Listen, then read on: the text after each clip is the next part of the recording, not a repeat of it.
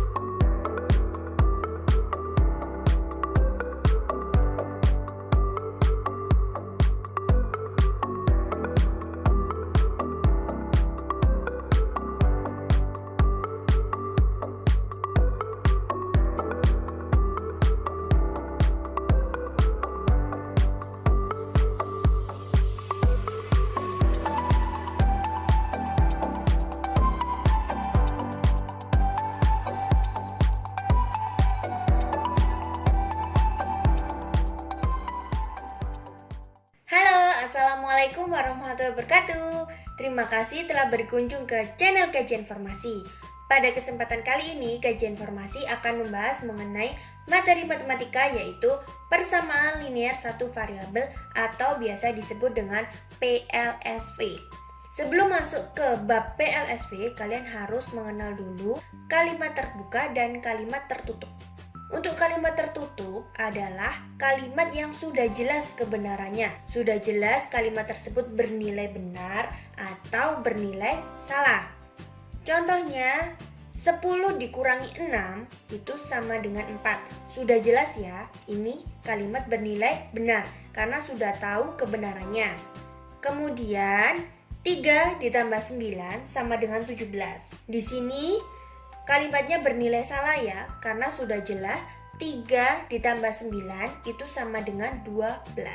Jadi sudah jelas kebenarannya bahwa itu benar atau salah. Berikutnya, kota Surabaya terletak di Pulau Jawa.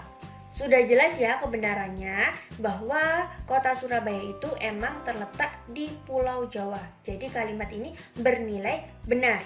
Kemudian, contoh berikutnya, 1 adalah bilangan prima.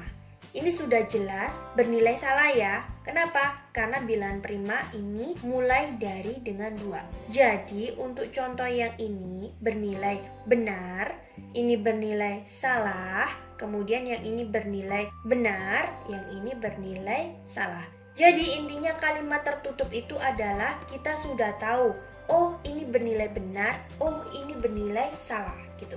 Beda dengan kalimat terbuka. Kalimat terbuka adalah kalimat yang belum dapat dipastikan kebenarannya. Jadi bisa jadi kalimat tersebut bernilai benar atau bernilai salah. Kita tidak tahu.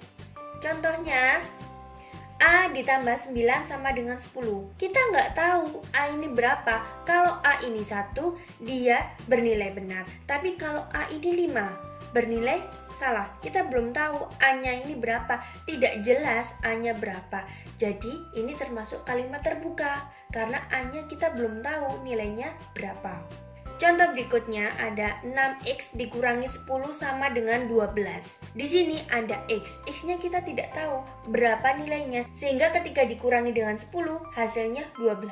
Jadi masih belum tahu ya nilai x-nya ini berapa. Jadi ini termasuk kalimat terbuka karena belum dapat dipastikan kebenarannya nilai x-nya ini berapa gitu.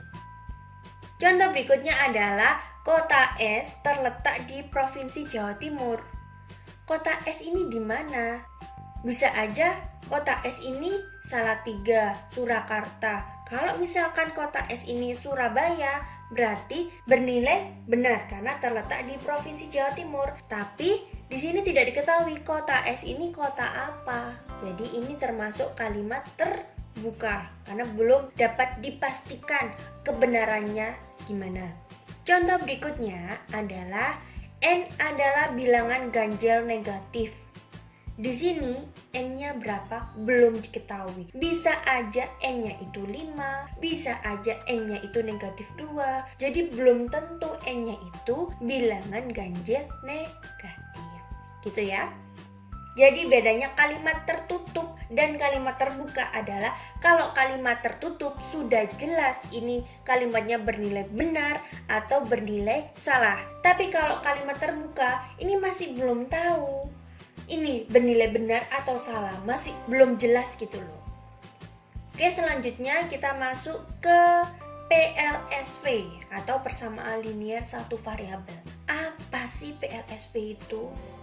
PLSV adalah kalimat terbuka yang terdapat satu variabel berpangkat 1 dan tanda sama dengan. Jadi PLSV itu ada 3, variabelnya cuma 1, kemudian variabelnya cuma berpangkat 1, kemudian ada tanda sama dengan. Kalau ketiga-tiganya ini tidak terpenuhi, berarti dia bukan PLSV gitu.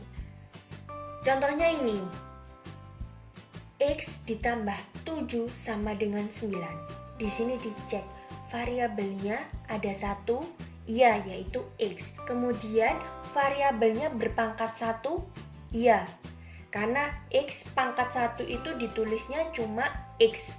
Kemudian ada tanda sama dengan, iya. Berarti ini adalah PLSV. Kemudian ada 4 ditambah B lebih dari 10. Di sini PLSV atau bukan? Jawabannya adalah bukan PLSV. Kenapa? Di sini tandanya bukan sama dengan. Walaupun variabelnya cuma 1, walaupun variabelnya berpangkat 1, tapi kalau bukan sama dengan, berarti itu bukan PLSV. Berikutnya ada 4X dikurangi 2 sama dengan 6 dikurangi 8X. Untuk ini bentuk aljabar ini termasuk PLSV. Kenapa? Karena di sini variabelnya 1 yaitu X sama-sama X dan berpangkat 1 variabelnya. Kemudian ada tanda sama dengan. Jadi ini termasuk PLSV. Karena yang pertama variabelnya cuma 1 yaitu X. Kemudian variabelnya berpangkat 1 dan yang ketiga ada tanda sama dengan gitu. Jadi ini termasuk PLSV. Contoh berikutnya ada A kuadrat dikurangi 4 kurang dari 31. Di sini bukan PLSV. Kenapa? Karena di sini variabelnya itu berpangkat 2. Padahal PLSV variabelnya itu berpangkat 1. Kemudian di sini ada tanda kurang dari. Harusnya PLSV itu tandanya sama dengan. Jadi yang membuat gagal itu adalah variabelnya berpangkat 2 dan bukan tanda sama dengan. Jadi bentuk aljabar ini adalah bukan PLSV gitu. Contoh berikutnya ada 3X ditambah 10Y sama dengan 100. Di sini bukan PLSV. Kenapa? Di sini variabelnya ada 2, yaitu X dan Y. Padahal PLSV itu variabelnya cuma ada 1. Gitu. Berikutnya ada M sama dengan 8. Di sini termasuk PLSV. Kenapa? Variabelnya cuma 1, yaitu M, kemudian M-nya itu pangkatnya cuma 1 dan ada tanda sama dengan. Jadi di sini termasuk PLSV. Berikutnya ada penyelesaian PLSV.